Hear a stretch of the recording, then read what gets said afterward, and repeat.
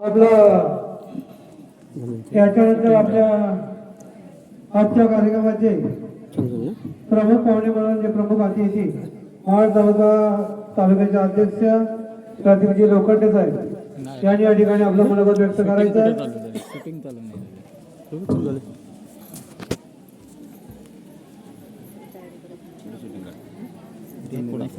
कोणाशी तरी त्या संजय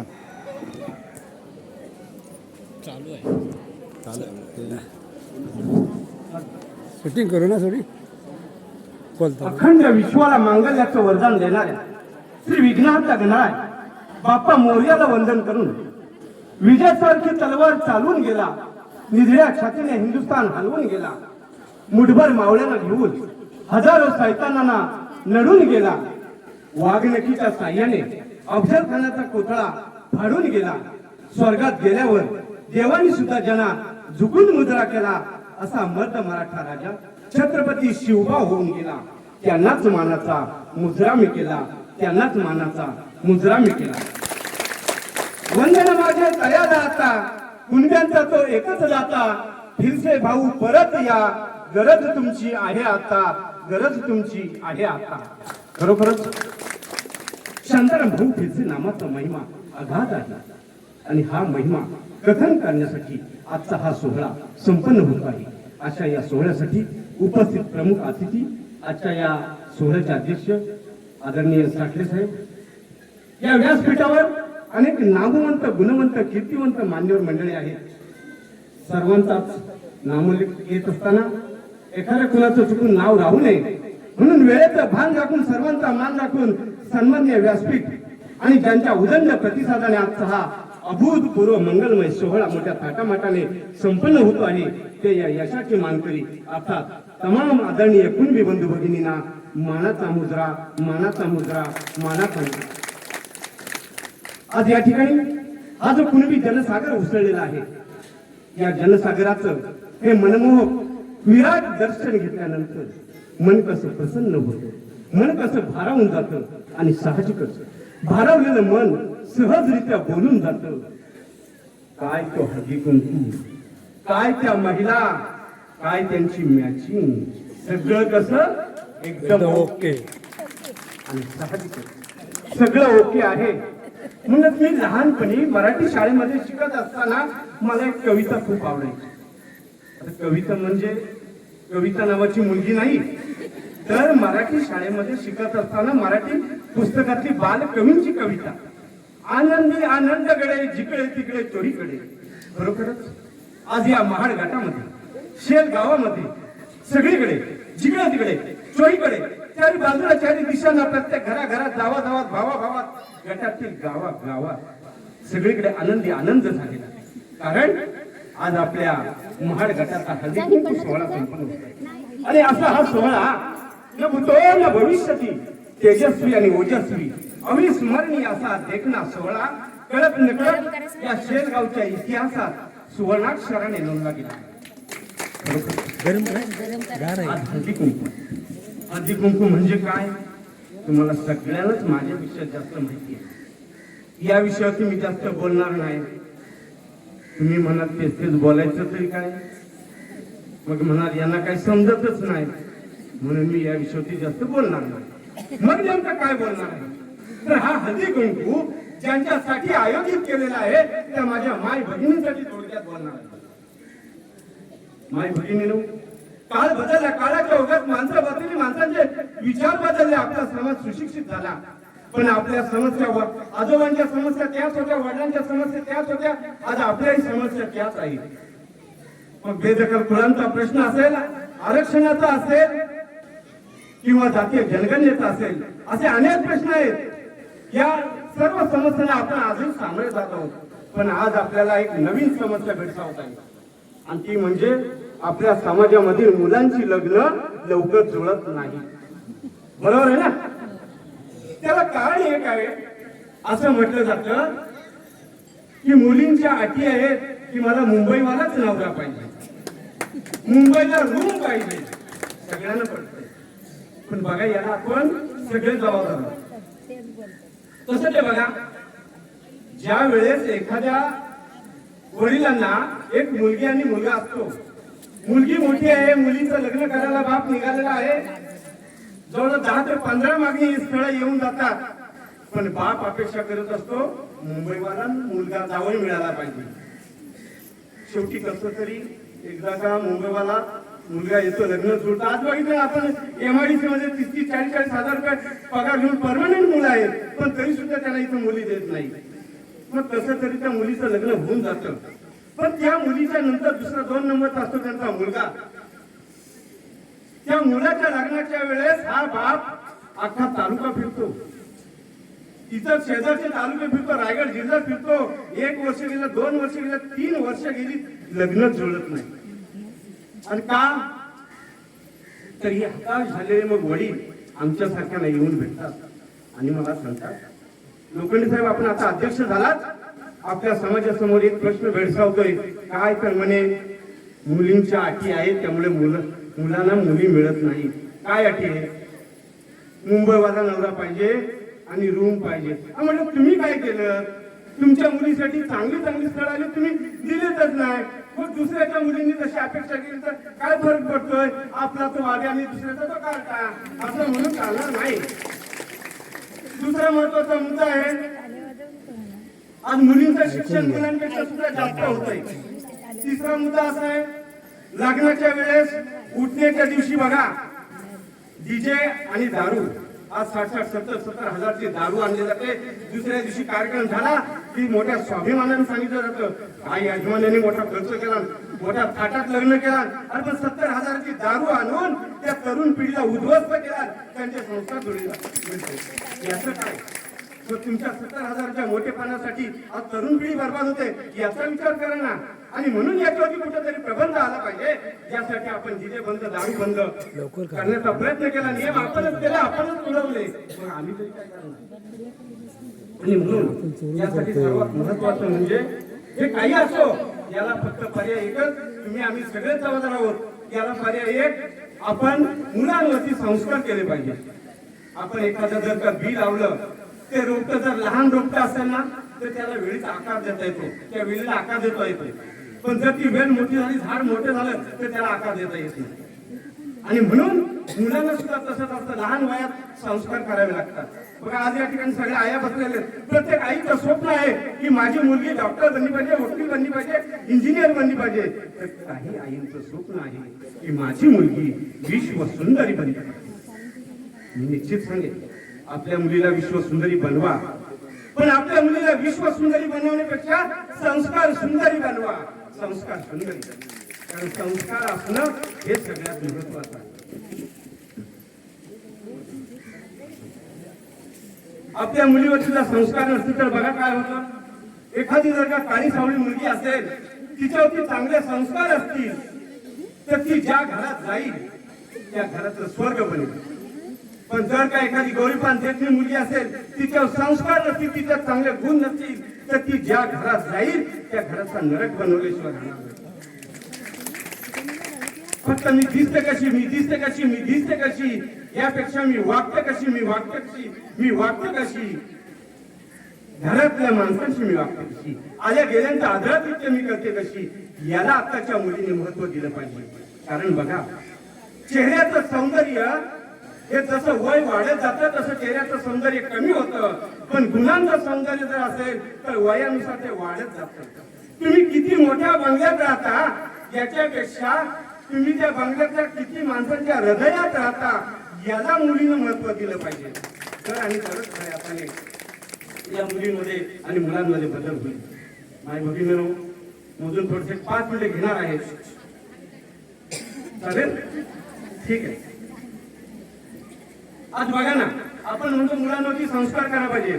मुलांवरती संस्कार लहान वयात करायचे असतात. मग या लहान मुलांवरती संस्कार कोणाचे होत असतात? आईचे. आपल्याकडे पुरुष मंडळी दिवसभर नोकरी धंद्यानिमित्त बाहेर असतात आणि घरी असते आई. या आईचे संस्कार मुलांवरती होतात आणि आईवरती संस्कार कोणाचे होतात? टीव्ही वरील मालिकांचे. बरोबर आहे ना? कसं टीव्ही पटवून देतो. बघा आपल्याला आता या शहराच्या जवळ इकडे कुठली केबल चालते मला माहिती नाही, पण साधारणतः आमच्या भागामध्ये संध्याकाळची वेळ बघितलं तर साधारणतः स्टार पॉवर चॅनल चालू असतो. स्टार पावाला संध्याकाळी वाटतं 6:30ला मी सांगतो, म्हणजे मी मालिका कुठे बघत नाही, फक्त नावं मला माहिती आहे. संध्याकाळी 6:30 वाजता वाटतंय कधी स्वाभिमान मालिका लागते. मी तर तुम्हाला असं सांगेन की आपण स्वाभिमान मालिका बघण्यापेक्षा प्रत्येकीने आपापल्या मनामध्ये समाजाचा स्वाभिमान बाळगा, बघा निश्चितच समाजाची प्रगती होईल. पण हा स्वाभिमान एकटी दुःखीने बाळगून जमणार नाही. सहकुटुंब सहपरिवार, कुटुंबातल्या सगळ्यांनी हा स्वाभिमान बाळगला. आता सहकुटुंब सहपरिवार ही सुद्धा मालिका आहे, बरोबर ना? मग ज्या वेळेस सहकुटुंब सहपरिवार कुटुंबाच्या सगळ्यांच्या मनामध्ये स्वाभिमान असेल तर त्यावेळेस तुमच्यावरती कोणीच संशय घेणार नाही. ही कुठे काय करते, ती कुठे काय करते, आई कुठे काय करते, आई कुठे काय करते मालिका आहे ना. हा, कोणीच काय बोलणार नाही. समजा याचा कदाचित कोणी विचारलं आई कुठे काय करते, आई शेतला हळदी कुंकू करते. आता बघा ना, आज तुम्ही हळदी कुंकूसाठी आलात, आता रात्री मला वाटतं अंदाज सांगता खरं नाही. आज उद्या हळदी कुंकूला शेतला जायचं आहे, रात्री वाडीवाडीतल्या महिला एकत्र बसल्या असतील, उद्या कुठे मॅचिंग करायचे हे ठरलं असेल. ठरलं तर मग मालिका आहे ही, पण ठरलं तर मग सगळ्यांचं ठरलं तर उद्या कुठली मॅचिंग करायची ती. समजा यादा कादाची आज येताना एखादीने मॅचिंग वेगळी केली तर काय झालं असतं. बघा एक मालिका आहे दीपा कार्तिकची, रंग माझा वेगळा. सगळ्यांना पाहिजे, म्हणजे आता हे चॅनल सगळे बघतात. आता त्यात रंग माझा वेगळा मध्ये दीपा म्हणते रंग माझा वेगळा. तुमच्यात एखादी महिला जर का मॅचिंग सोडून वेगळी मॅचिंग असेल तिची, ती म्हणे रंग माझा वेगळा, तर तुम्ही मात्र तुमच्या समाजाच्या विचाराचा रंग वेगळा होऊन देऊ नका. समाजाच्या विचाराचा रंग मात्र एक पाहिजे. आणि ज्या वेळेस तुमच्या समाजाच्या विचाराचा रंग एक होईल त्यावेळेस ज्या घरात बसून मालिका बघतात, सुख म्हणजे नक्की काय असतं, बरोबर आहे ना? त्यात महिला काय म्हणतील, समाज म्हणजे नक्की काय असतं तुम्ही त्यांना सांगायचं नसतं. इथं आल्यावर सगळं कळत असतं, गेटवर आल्यावर सगळं दिसत असतं. काय दिसत असतं गेटवर? ठिपक्यांची रांगोळी नाही, ती पण मालिका ठिपक्यांची रांगोळी. पण इथे आल्यानंतर तुम्हाला गेटवर आमच्या शेलच्या भगिनींनी काढलेली रांगोळी बघायची आहे, ठिपक्यांची रांगोळी नाही. आणि जर का तुम्हाला ही रांगोळी आवडली तर तुम्ही त्या आमच्या शेलच्या भगिनींचं कौतुक करा. त्या महिलांचं कौतुक करायला विसरू नका, नाहीतर त्या महिला काय म्हणतील, या सगळ्या अबोली आहे काय. अबोली मालिका आहे ना. हा, मग तुमच्यावर कशाला अबोलीचा ठपका ठेवताय? मग तुम्हाला अबोली म्हणून दोष लावून घेऊ नका, त्यांचं कौतुक करा. तुम्ही त्यांचं ज्यावेळेस कौतुक कराल त्यावेळेस बघा त्या सुद्धा काय म्हणतील, तुमचा विजय असं नाही म्हणणार, तुम्ही समाजाचा विजय असं म्हणतील, बरोबर आहे ना? आणि मग ज्या वेळेस कोणती समाजाचा विजय होईल त्यावेळेस काही महिला घरामध्ये बसून लग्नाची बेडी मालिका बघतात. आता इथे ज्यांच्या सगळ्यांच्या हातामध्ये आपण लग्नाच्या बेडीमध्ये सगळेच अडकलेलो आहोत, आम्ही सुद्धा अडकलेलो आहोत. त्यामुळे लग्नाच्या बेड्या सगळ्यांच्याच हातात आहेत, पण त्याच्यापेक्षा समाजाच्या विचाराच्या बंधनाची बेडी आपण सगळ्यांनी हातामध्ये अडकवली पाहिजे. आणि ज्यावेळेस समाजाच्या विचाराच्या बंधनाची बेडी आपण हातात अडकवाल, आता लवकरच आपल्याकडे नवागडी नवारा आहे मालिका, बरोबर ना? आता आपल्या घाटामध्ये महाराष्ट्रामध्ये नवागडी नाही ना बाईसाहेब, मात्र तुमच्याकडे जुना गडीच आहे. पण आता तालुक्यामध्ये मात्र नवागडी येणार आहे, नवं राज्य येणार. म्हणजे आमच्या कमिटीची मुदत संपले, नवा अध्यक्ष येणार आहे, नवं राज्य येणार आहे. आणि ज्या वेळेस तालुक्यामध्ये नवा अध्यक्ष येईल तेव्हा नवीन कारभाराला सुरुवात होईल. समाज चांगल्या प्रगतीच्या दिशेने चालेल, समाजाची मुलं शिकतील, मुलं तुमच्या मुली डॉक्टर होतील, कलेक्टर सुद्धा होतील. आणि ज्यावेळेस कलेक्टर होतील त्यावेळेस तुम्ही म्हणणार नाही काय आपली आमची कलेक्टर आहे मालिका पण. हा, मग तुम्ही म्हणणार नाही, तुम्ही म्हणणार मुलगी आमची कलेक्टर. आणि हेच ज्यावेळेस मुलगी आमचे कलेक्टर मानलं पाहिजे, तुम्ही स्वाभिमानानं राहिलं पाहिजे. यासाठी सर्व महिलांनी संघटित व्हायला पाहिजे. ज्यावेळेस तुम्ही सर्व महिला संघटित व्हाल त्यावेळेस तुमची ताकद कोणी रोखू शकणार नाही. आणि म्हणूनच सांगतो, अजूनही बोचट नाही झाली धार शिवाच्या तलवारीची, कोणाचीही हिंमत होणार नाही महिलांची ताकद संपवण्याची. घासल्याशिवाय धार नाही तलवारीच्या पातीला, आणि महिला शक्तीशिवाय पर्याय नाही समाजाच्या संघटनारूपी मातीला, समाजाच्या संघटनारूपी मातीला. 2 मिनिटं घेऊन शेवटची 2 मिनिटं घेऊन थांबणार आहे.